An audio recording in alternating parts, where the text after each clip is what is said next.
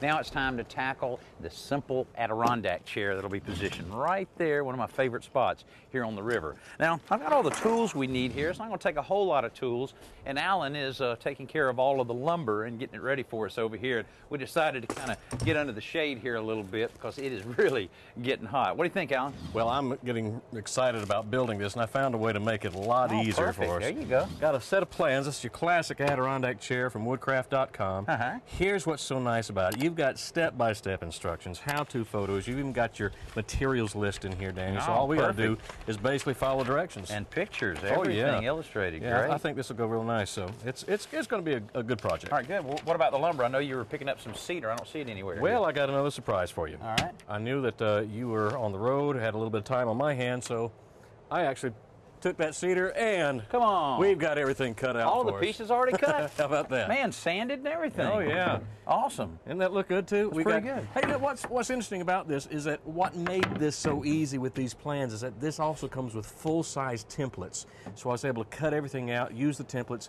Actually, since we've got a lot of matching pieces, and I should say matching mirrored pieces, right? You don't want to use that template the one time. So right. I took the templates, transferred that to something harder, like, in fact, I used blue poster board. Oh, I got you. Then took the blue poster board to the cedar, cut it out. I actually used the bandsaw because you got all these strange shapes in here. Right, right. I guess you could use a jigsaw, though. Oh, if sure. You didn't have that, just take a little more time and then sand it. Now, this is everything for the chair? This is the full chair right here. So all we got to do is assemble it? Well, all you got to do is assemble it. Wait a minute, wait a minute.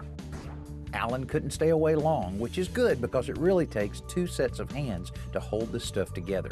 We're pre-drilling before driving our screws because cedar can split very easily, and it'd be a shame to ruin one of these pieces. The order of assembly in the plans makes a big difference here because it allows you to keep the structure square as you add to it. For load-bearing joints like the legs, we're using small carriage bolts instead of screws for a little extra strength.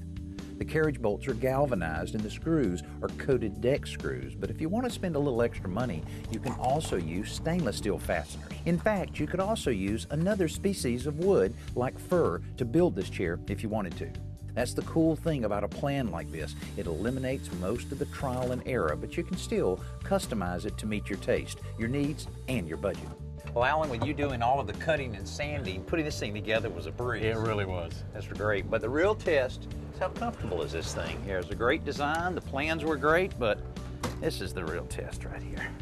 And yeah, not too bad. Yeah. I could sit here for a while. Now, we used cedar to build this chair, and it's fairly resistant to the weather, but we're going to put a semi-transparent stain over it to protect it even more.